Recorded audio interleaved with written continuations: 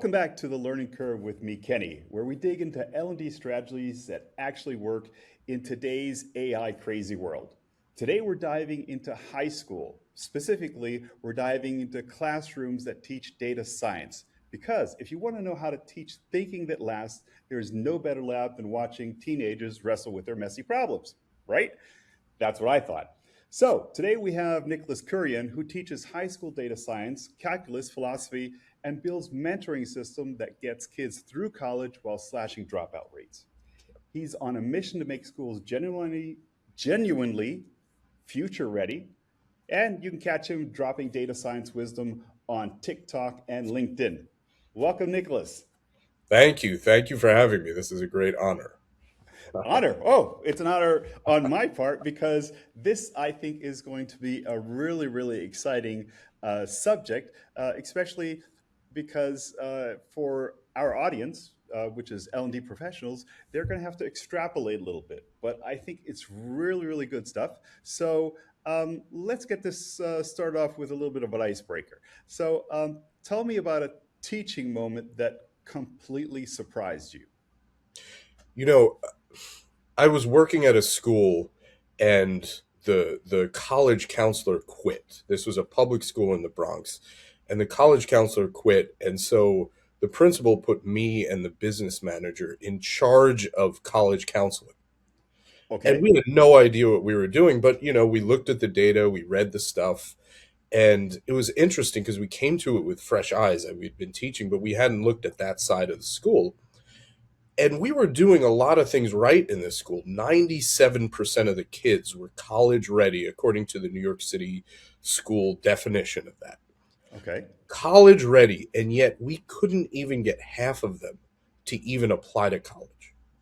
The City University of New York is open enrollment. It's not free, but you can just sign up. It's cheap, Hmm. and you sign up and you're in college. And yet Hmm. over half of these kids who were qualified for college didn't want to go.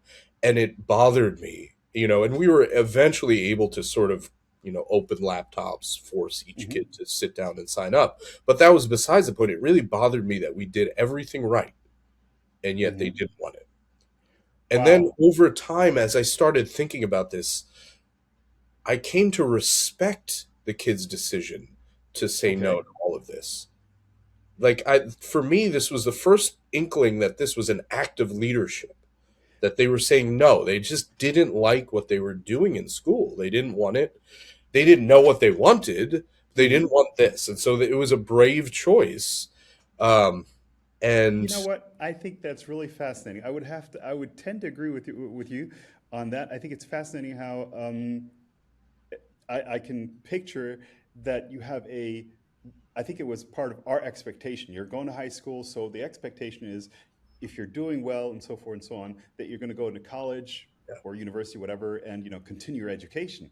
And then, like you said, they don't, and you're wondering why. And it's a thing that we teach them is to make their own decisions. yeah, And then when they yeah. do, we kind of don't respect them. So, Right, right. uh, okay, And that's it translated, I worked, I mean, this was deep in the Bronx, but then you work with wealthier kids in Manhattan, and you mhm, realize they're just sleepwalking into college. They're not really making a decision. They're just mhm, hopping, jumping through hoops. And mhm, so that was the inkling I had that we're not really teaching agency. We're not teaching leadership. We're not teaching this decision making. And now, okay, it's interesting. Now in the world of AI, we're going to connect that in this conversation. But that I believe is the ultimate skill to be working with AI. You need to be a leader. You need to be driving the conversation. And I think if you're not, the AI is either useless or maybe even harmful in the future. Maybe you'll be controlled rather than controlling it. okay. So you already dropped like the core of what we're going to be looking at today, and that is, in essence, leadership in an AI world. So um, this season of my podcast here keeps circling back to one question. AI does tasks better every day. So, what do humans, especially leaders, actually need to get better at?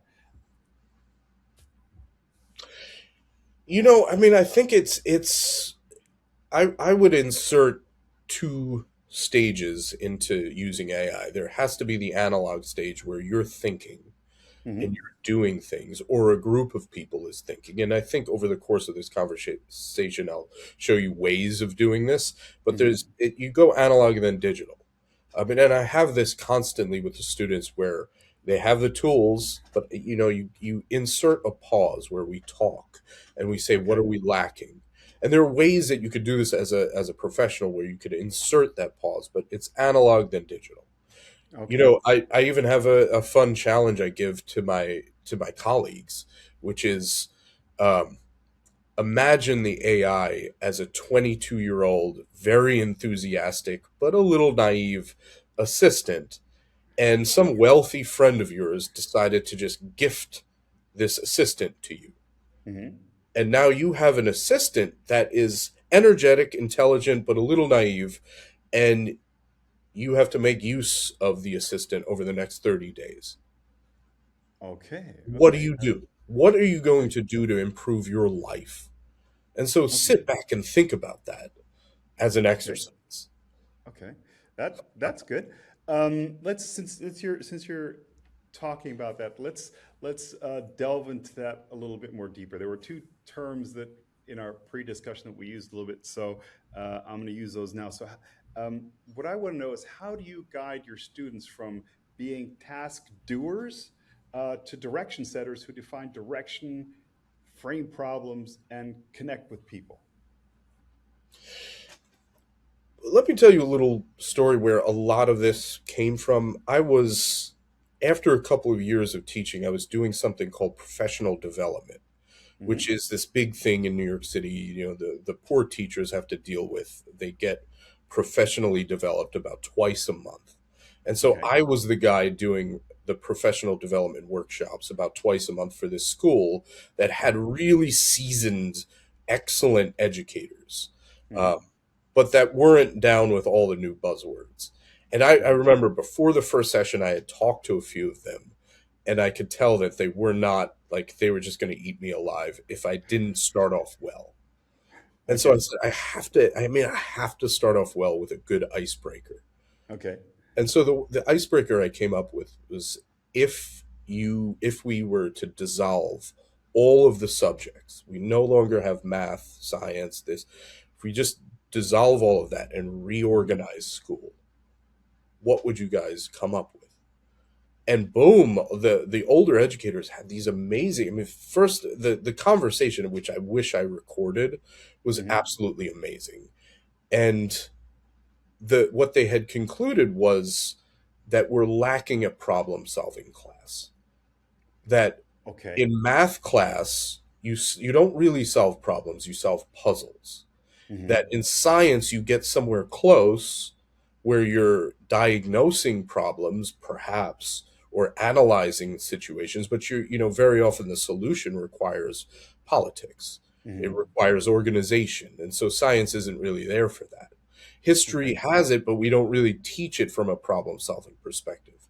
And I was sitting there just dumbfounded. I mean, it just hit me. I was like, yes. And at that point, I had been teaching math and history for Mhm. years. And I was trying to figure out a way to connect those two disciplines. And, there are these sort of superficial ways, with demographic data or whatever.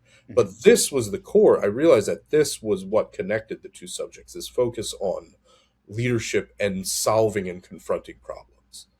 And Okay. so that getting really deep with the idea of solving problems that entered my mind and has been in my mind ever since. So Okay. when I first created the data science curriculum, I realized that this was the point of data science, that Well, you use okay. these tools. Let me interrupt you for a quick second there, because Of I think course. that you're probably going to say it, and I jumped the gun on this one. But Yeah, go ahead. um, can you give us a little more insight what actually data science is? Because that's probably one thing that we haven't touched on yet, and I Oh, think sure. that's key for understanding where you come from, what you're doing. So it had always been, at least in the American school system, that if you were good at math, you ended up in your senior year, your last year of high school, taking calculus. If you Hmm. were not good at math, you took statistics. And Hmm. Okay. all of the teachers would always talk about how the statistics was really, really useful for life. Hmm. And that And calculus, calculus, not so much. not so much. I mean, are you optimizing the pouring of a liquid? Whereas everything you did in a statistics class was useful, but it was with a group of kids that had been just chewed up through the math curriculum and just didn't Hmm. like it. And so the my most recent job is at a school that decided to really confront that issue and do a 2-year data science curriculum Hmm. Okay. starting in the junior years, so that they really took it seriously. Instead of statistics, they called it intensive data science, so it sounded Okay. impressive. And it's just essentially it's statistics, traditional, Okay. but there's been so much innovation in the private sector that Hmm. we can't just teach traditional statistics. There's so much stuff that the tech industry has done. So we're trying to involve a little bit of tech, a little bit of traditional statistics, and then a lot of the thinking behind it. Okay. And I think thinking is the key here, Yeah. because that's what I think one of the topics that we're gonna constantly be returning to. So um, another segue is um, in the industry. Of course, we've been seeing, most of the industry is, of course, embracing AI in one form or another. There's some, of course, that are still, a little bit standoffish, but for the most part, it's either get on board or get left behind. So, how about in the teaching environment? How are the teachers handling AI? Are they embracing it? Are they banning it? Or are they somewhere in between? Completely, um, like it's the focus is purely on academic honesty, which Hmm. I think is perhaps. I mean, I understand that people can't rethink all of education. If Hmm. you're teaching history right now, you can't rethink the entire curriculum, but eventually at some point that's going to have to be necessary, Okay. because you can click a button and an essay just spits Pops out out. Yep. totally fine. And the point is, do we really need to write a 3-page essay anymore? Is that even Is that useful? still? Yep. Is I there can see other that. things we could do that involve the AI? I could walk you through some of the projects I do in this data science class, either now or later, Mhm. that are AI like they're helpful, but the AI can't do it all. Okay. And that's really, fantastic. The AI, they can't just click a button. They could use Okay. it, and I allow them to use it, but Hmm. they have to do a lot of thinking. They Okay. have to do a lot of work. And they get very frustrated with that, because when you tell them they can use it, they expect it to be the quickest thing in the world. And then suddenly it's like, I'm not finding the answer. And it's like, oh, that's because you have to think. There is, like I said, like in our conversation offline before our podcast, I've been into using the AI tool too. Whatever you have out there, ChatGPT and so forth and so on. Right. But um, I find it to be useful, but sometimes I also kind of get into a I get into a rabbit hole because I dig myself deeper and deeper and deeper, and every answer seems for me to be a good one. And in the end, sometimes I think I spend more time trying to formulate the question for the AI or trying to get it to understand what I want, that in the end maybe I could have done some of these tasks easier by myself than rather than Absolutely. trying to force the issue with AI. Um, but it's absolutely fascinating because I think it matches not only the mindset that is found in high school, but also in the industry, because the same issues are what we're facing in the industry. So another thing that you Let said me give you one is of the yeah. exercises I give to the kids. It's Okay. sort of a funny exercise where they're not allowed phones in class. So there's no cameras. Our school has banned phones. So I have printed out pictures of mid 20th century leaders like the Shah of Iran, Mm-hmm. people that were hyper famous 50 years ago, but the Mm-hmm. kids today would have no idea who they are. But there's context clues. And Mm-hmm. so they're allowed to use their computers. And I say, okay, figure out without doing like a reverse image search, figure out who they are. And I tell them that this is a 90s research exercise because you have to now formulate good questions. And this is the whole Okay. thing. Like when they look at the Shah of Iran, the first thing they say is bushy eyebrows, gray haired man. And they get billions of results. They're not finding Mm-hmm. that. So then they have to ask better questions and they have to refine the questions. And then we have to discuss the questions.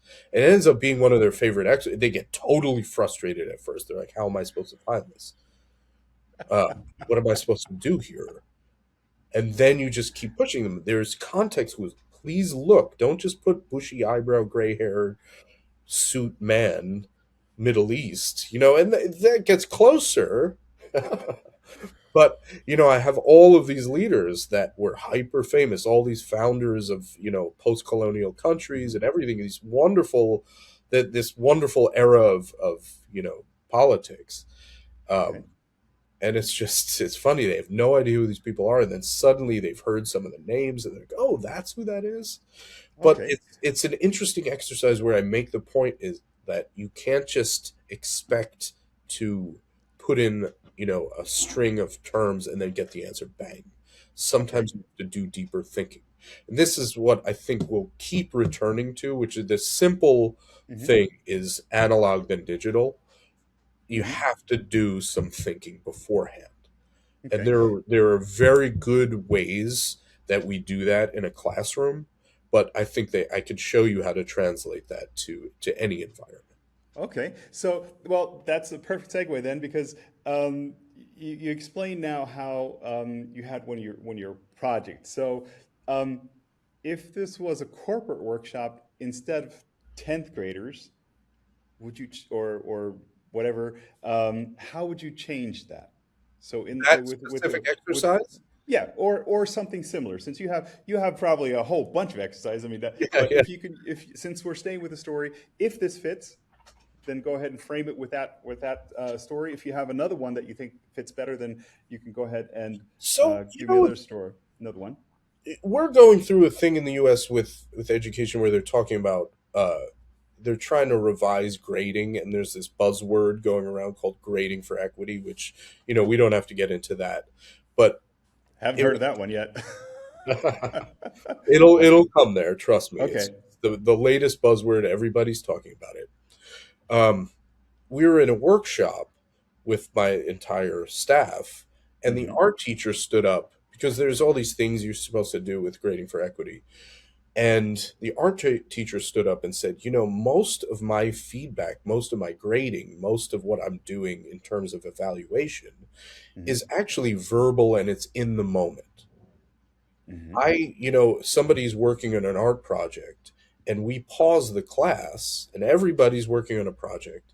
We pause the class, we gather around the artwork, and then it's not finished. And this is important. It's not finished and we all start giving feedback, we ask Feedback. Hmm. questions, and that's how the learning happens in an art class. And for me it Okay. was like this light bulb moment where I said, this is what I've been looking for. Because in a project based class, it's very similar. I was having a lot of problems because a lot of the kids were working on their projects by themselves. They weren't making much progress. And then they do all of this stuff at the Hmm. very end, and it wasn't very good. And so I decided at the beginning of class, at the beginning of the course, to say, look, we're going to be doing public feedback, just like an art class. Okay. And so if we're working on a project, like we just did these journals where they had to record data about themselves for 2.5 months, 4 pieces of data for 2.5 months. Periodically, we'd bring up somebody's project, we'd look at how they were doing, we'd look at sort of some of the analyses they were doing, and everybody could comment and say, hey, why don't you do this? Why don't you do that? Okay. And so that sort of feedback, I would say the L&D professionals have to think about feedback in the same Hmm. way we're thinking of feedback. Okay. That's where a lot of the structure is going to come from. Are you allowing public feedback? Because I think it's, if you do it in the correct way, and you scaffold it, and you make sure that they understand that there's going to be public feedback, or maybe you allow them to show pieces of whatever they're working on. Hmm. Public feedback with everybody contributing really does some fantastic stuff. And this is a way you could get this thinking before you use the tool thing going, because Okay. everybody can contribute. People come up with fantastic ideas. People love talking about it. And you're not, I think one of the issues with, in school at least, with peer feedback is that you have this final product and the peers are going to be nice to each other. Hmm. Whereas if it's a work in progress, Hmm. everybody's, it's suddenly they're on stage and you could give feedback to the actual work in progress. I think Okay. learning and development professionals could use that model. Be like an art teacher, Give and give feedback in a feedback public setting at earlier stages. at early stages. Yeah, have that understood, that that's going to be part of the process. Okay. Let's since I'm picking your brain on this, then let's. How would you? Um, do you have any exercise or ideas on how to? You explained one exercise in which you taught how to basically um, decrease reliance on AI and to use your own thinking. But do you have like a step for step process that you would go through that you have maybe mapped out in your mind when you're teaching your kids? I mean, the essence is, I think what we're trying to do is um, we're trying to, at least in the L&D environment, we're trying to get people to accept AI as a tool, to use it, but also to gauge how to use it, and to still, while using it, engage your mind and think. Because also, I've noticed when I use it, um, or there still is a lot of misperception, is that AI just doesn't only do the heavy lifting, it does like all the lifting, which you indicated your students kind of, like you put in your thing, it'll pop out an essay, you shoot it out, you're, fire and forget. But how do you envision like a pattern or a way that you would say there's like a three-step process that I Absolutely. can, and You know I okay. have it. You know I have it. So Okay, then hit me with it. what I after those teachers, those really seasoned teachers talked about problem solving, it really entered my head, and I said, okay, what professions really have to solve problems? Like, what are Hmm. the professions that do that? And obviously, engineers solve Hmm. problems. Um, Okay. Psychology. I mean, we Hmm. hope they solve problems. I mean, I guess we can be a Hmm. little sarcastic about it, but medicine solves problems. Sorry, on the psychology thing, I have to laugh a little bit, but okay, we'll try to We stick hope true. they do. We hope they do. Yeah. Um, so, engineering, and that's very broad. There's military engineering, there's computer science, there's all of this stuff, medicine, even law a little bit. Hmm. Maybe lawyers are creating problems, but law itself is a solution to a problem. But engineering is Entrepreneurs, I think is a really good a good example, because I think in everybody's mind, at least when you a lot of times when you think of something or you introduce with something, you tend to put it in categories. So for the purpose of your example, I think engineering is perfect because of the way we picture engineers as, task yeah. problem solvers, task oriented, and so forth. So they have kind of like what in our mind would be great for this. And so the thing that I teach the students, and maybe it's oversimplistic, but it works really well with them, is three Oversimplistic Ds. is good. Three Ds, which is, the first step is defining the problem. You Okay. might have a vague sense of something annoying, but you have Hmm. to really define and quantify what the problem is, Okay. and prove that it is a problem and it's not just something that annoys you. Okay. Um, then the second step is the diagnosing a root cause, which is, Hmm. for the students, is the thing that they think is going to be easy and ends up being this fantastically difficult thing, and it revolutionizes how they've done research. And I really Hmm. think, like, the way we define it, like the way we go about this, going through the five whys, we look at different industries, and how they go through root cause analysis. It's just Hmm. wonderful. And then once you're there, then you design a solution. And in our project, the solution is either a law or a business. So a Hmm. policy proposal or a business plan. And it's Okay. nice for the kids to see that solutions aren't just, hey, we're going to end hunger. Hmm.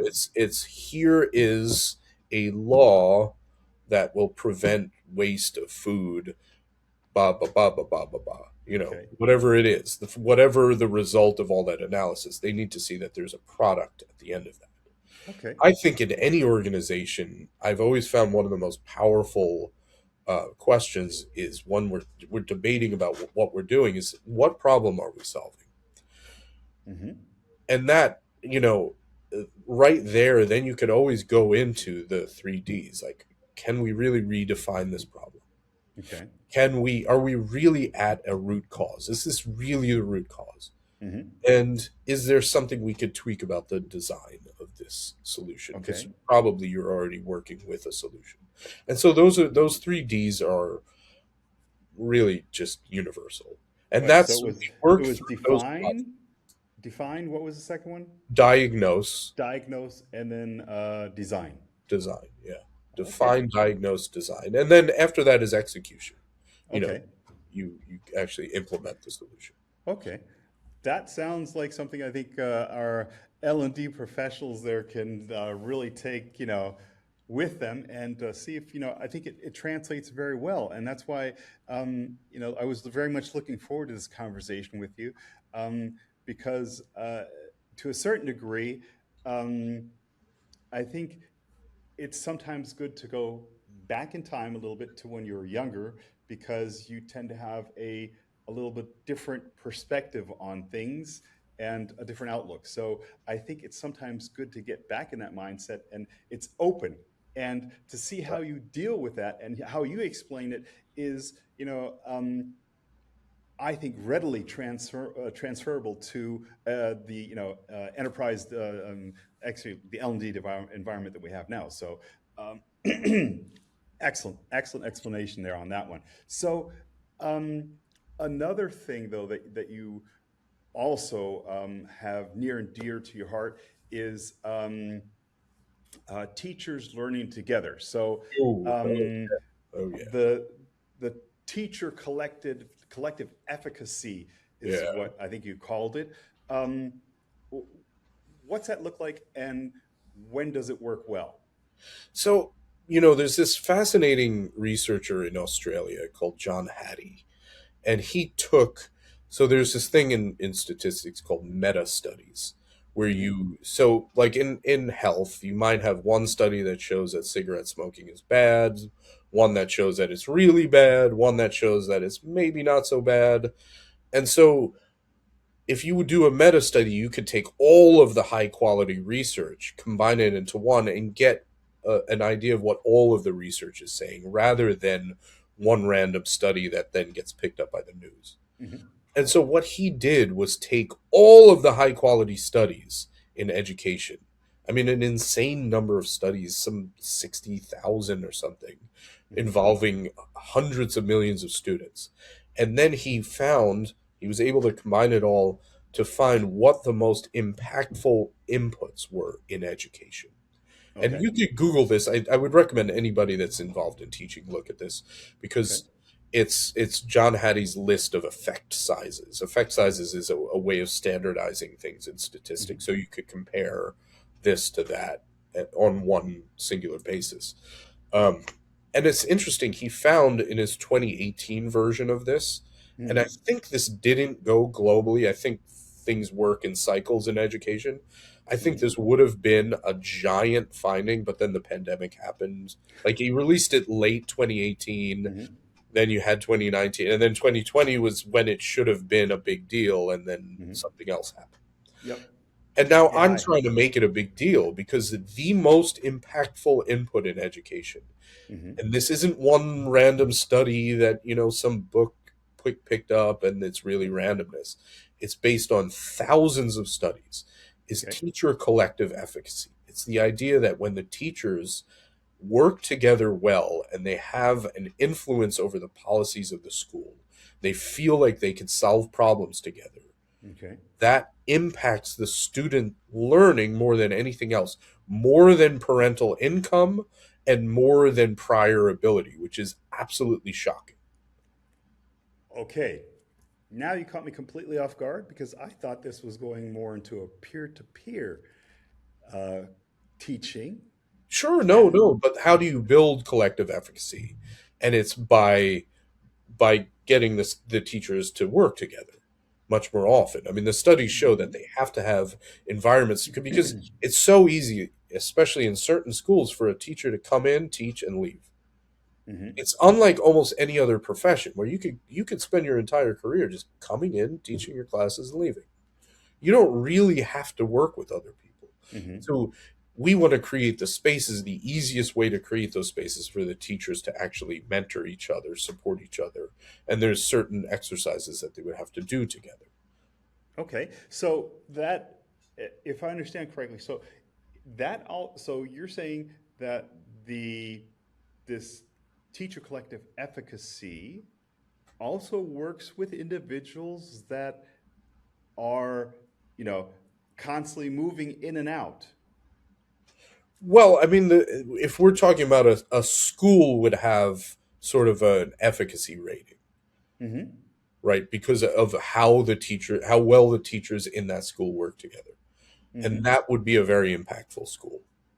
And so, the way we're structuring schools is by sort of siloing teachers by subject, Hmm. teachers in their classroom. There's no real good incentive to work with other teachers other than, a sense of camaraderie. Hmm. And Okay. it's interesting because it's not just schools. I found collective efficacy. There's this great study from the 80s and 90s or just this great case study about the aluminum industry in the United States. That there Hmm. was this, and aluminum, I mean, it's crazy. This is not, the hotbed of innovation, Yeah. right? I mean, it's this 100-year-old industry. What are they going to do? This guy, Hmm. Paul O'Neill, takes over Alcoa, the aluminum giant Hmm. in the US, and he decides that he's going to make it the primary focus of his leadership to reduce. They had a pretty low injury rate, like 1% a year, which doesn't which sounds low but actually isn't very low. And he said, I want to reduce the injury rate to zero. And what ended up happening was that anytime somebody got injured, that plant would have to shut down and everybody would have to figure out what went wrong and correct it. What ended up happening was that temporarily production was slowed down because every time an injury happened, they'd have to turn off Hmm. blah, blah, blah. But everyone was involved in solving the problems. And so what ended up happening was, first of all, the injury rate did go down to like 0.001. And it went from a 3 billion a year market capitalization to 12 years later 27 billion a year. It was one of the greatest success stories in business. Absolutely amazing, but in it is this story of collective efficacy. You could find similar stories with Okay. Toyota's rise to success. Hmm. They would turn off their production line if there was a mistake, just turn it Okay. off. And everyone involved, the lowest worker to the CEO, would have to figure out what was going on. So they were all involved in solving problems. There was this collective efficacy. It's not just Okay. belonging. It's more Okay. than that. It's solving as a So group. that you've already. My next question would have been how does that map, but you've already made an example of it because you made two industry examples. So, in essence, then I don't really.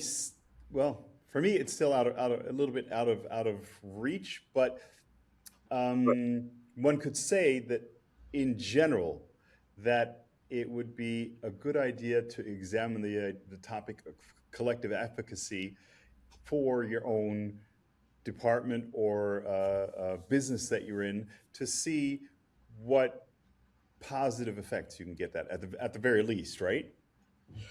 I would push even further. The idea I'm having is because we want to go analog than digital, and because I think that leadership is the skill that will help you use AI, then Hmm. why not collective leadership is the skill Okay. that will help organizations use AI. The organizations that have high collective efficacy are going to be able to use the AI in ways that are a lot better. Okay. That's sort of my deeper point, that individually you have to demonstrate leadership. I mean, I could give you examples with how, it's been useless if I want to generate recipes, but if I Hmm. actually sit down and write out what I've eaten this week and put some work into it, then it becomes useful. Hmm. But that's on an individual level. But I think even organizations, if they have collective efficacy, that is the type of organization that is going to accelerate with AI. Okay. Would you consider that then to be the ultimate 21st century skill then? Absolutely. Absolutely. That is what we should all be focusing on. Seriously, that is what Okay. we should be focusing on. Okay. I think I I think a think you're lot of the technology up to this point has it's been easy to sort of create bureaucracies where people don't have to work together in this way. hmm. And Well, so we've been driving away from this. mhm. And yet I think now with AI, we have to come together and work together as teams so that we could accelerate with AI. Okay. Well, I think you make a very valid argument to that. Maybe, When maybe. No, I like it. I like it because while you're talking, I'm running it through my mind and seeing how it fits and seeing what I see in our organization, and to a certain degree, I can see where uh, collective efficacy would be very good because I find that sometimes an organization, depending on how long it's existed and so forth, you see kind of like an entrenchment in silos or a silo thinking. And I think collective efficacy in that case would address some of the problems that you have from this island mentality or the silo thinking that organizations at some point find themselves battling with. So I think that's a really good idea. Um, terms of leadership, also there, I think you have a very valid argument. I can see that um, being a skill in combination with the collective efficacy that is highly important because it's the leaders, those people that show you the way that just you as a teacher showing your students the way. So do the leaders in the organization show the way and basically prime the area for those people that the employees, so to say.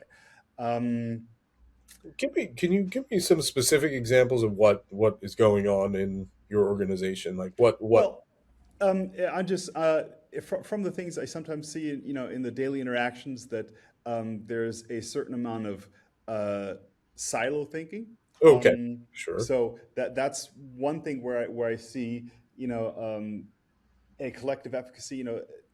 I would say not only it's when I hear the term collective efficacy, I would bring into it also kind of like responsibility, Yes, and the responsibility is that um, like you addressed in the example with the automotive industry or basically Alcor, basically uh, at some point the people are only see what they're doing and only feel responsible for what they're doing. But in the Alcor example, basically, I think it was Alcor, right? I'll call Um, it. Alco.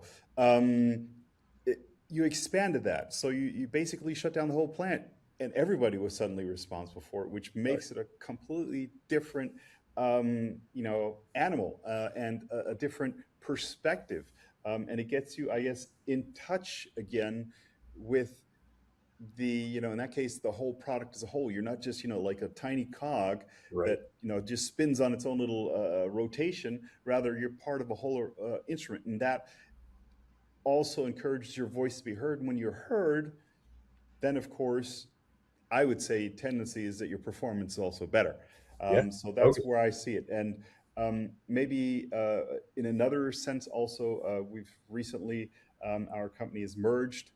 So here we also, um, I guess, maybe a, a topic or a word that we would, I would tend to interchange on this is synergy is a word that I would Right. sometimes use, Right. but Right. I'm not sure how. I would like to keep the two terms separate for right now, because I think they carry a different weight and a different meaning. And the way you just explained collective efficacy, I'd like to let it stand it as it is, and not dilute it with other terms that I No, have in no, my those are mindset. fine. Those are So fine. so that's uh, I think that's really cool. I'm going to get my head spinning around that one for a while, and I think our listeners will probably take away a whole bunch So from this. Um, a good friend of mine is the head data scientist at the New York Times. We mhm, went through school together, and I was asking her. I was like, I want to help, my students understand data science. Teach me what they need to, what I should put into a high school class.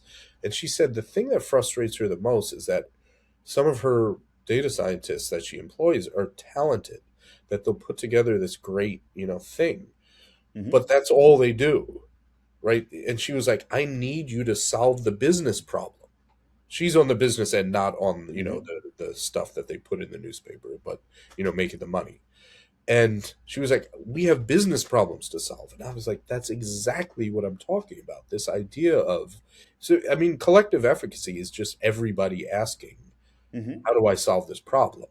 mhm, Everybody asking that. mhm, And so the problem is, like, she says, okay, gives her an assignment, but she wants them to go deeper into the questions so that they mhm. can solve these problems.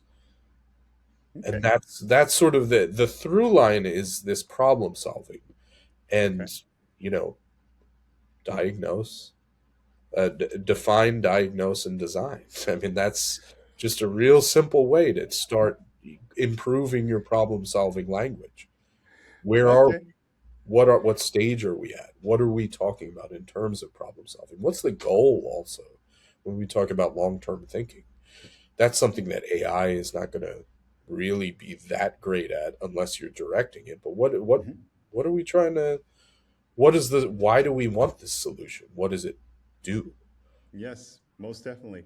Uh, in my past conversations, I think most individuals are open to the use. I think the specter of it becoming, this um, Skynet is is still maybe hanging over some people's heads, but I find most people are encouraged by it and are looking ways to use it as a tool, and not to you know um, have it completely take over everything that you do, and have it do everything for you. Um, we're reaching a little bit to we're heading towards the end of the podcast, so I'm gonna have to hit you up with a couple quick questions, just to kind of bring this to a close.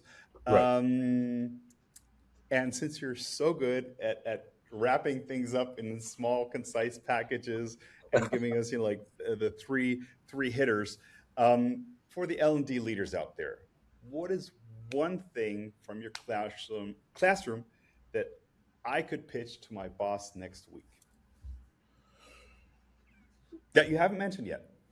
That I haven't mentioned yet. I mean, Yes. look, I do want to repeat the importance of giving like thinking about if you're an L&D leader, the Mm-hmm. way you give feedback is Mm-hmm. how you're teaching. Okay. So think about that feedback a Okay. lot. Um, and therefore, I mean, I do want to repeat, give feedback like an artist. That verbal, that group feedback, I think Mm-hmm. builds that collective efficacy that we're talking about. Mm-hmm. Um, and it enables this analog and digital structure that I love. That I mean, Okay. that we have to do. I would also say to them, start focusing on the questions Mm-hmm. rather than the answers. And when we say the questions, like what are we not sure of? Hmm. Um, what else do we need to know? Okay. Questions like that. Um, if we had an unlimited budget, what would we research? If we had to go, and then on the opposite end of the spectrum, if we had to go right now, Yeah. what tweak would you do in the next day to go right now? You landed perfect landing on that one. There's two of them that really got me, and that's I think I've heard that in a different discussion. I think it's a really good way of framing something is when you said, if you, what would you do if you had an unlimited budget? You know, how's that change your thinking? And the other thing is what if you do it right now? If you have to go right now, excellent, excellent. So I'm almost going to leave you with that, but I have one more final Yeah, question keep for going. you, and that's 5 years from now. What would you say is the most important skill, or what skill are you betting on that really matters?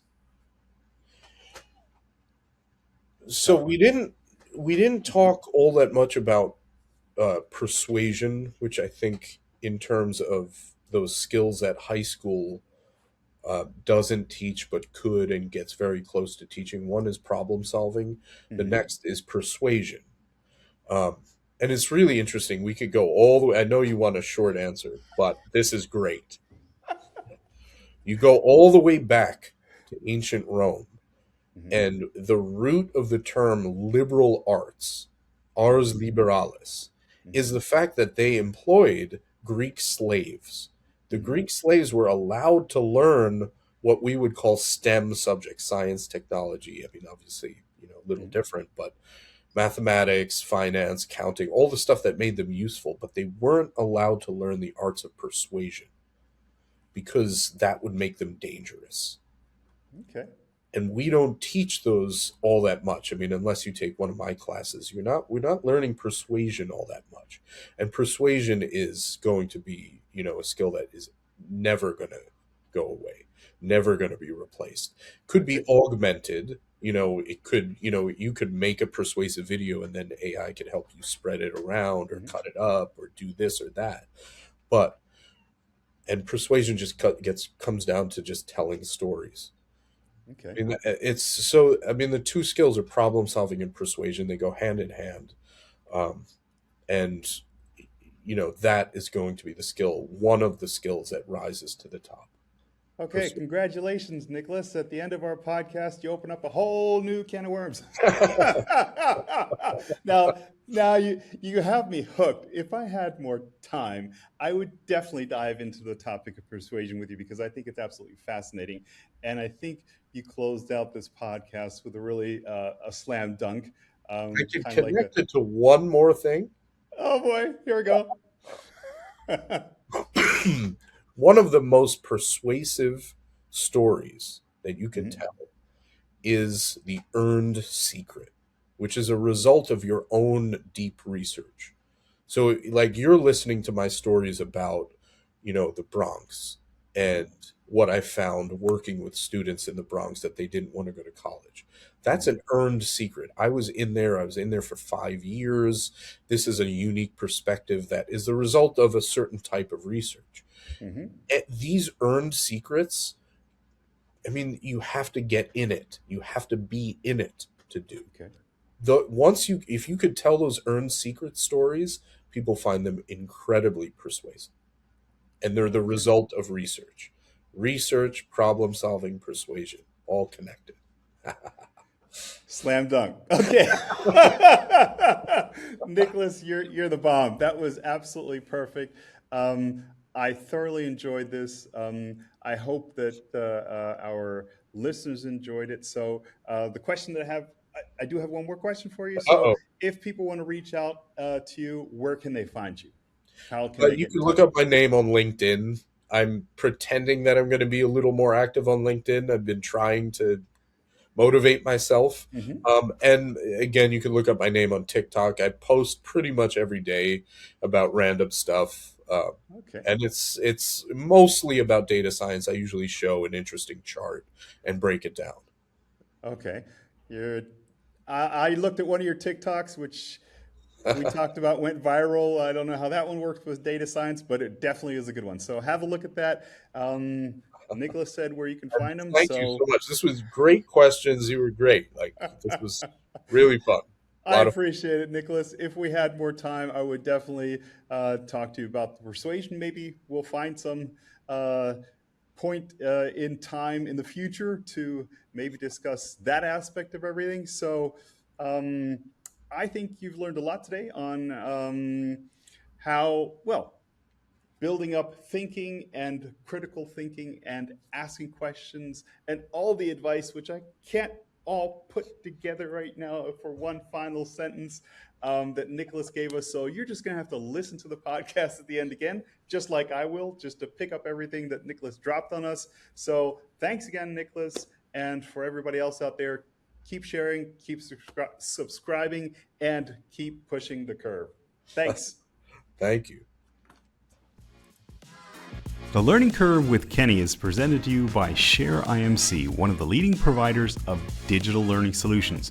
Make sure not to miss any of our seasonal content by subscribing in the podcast app of your choice.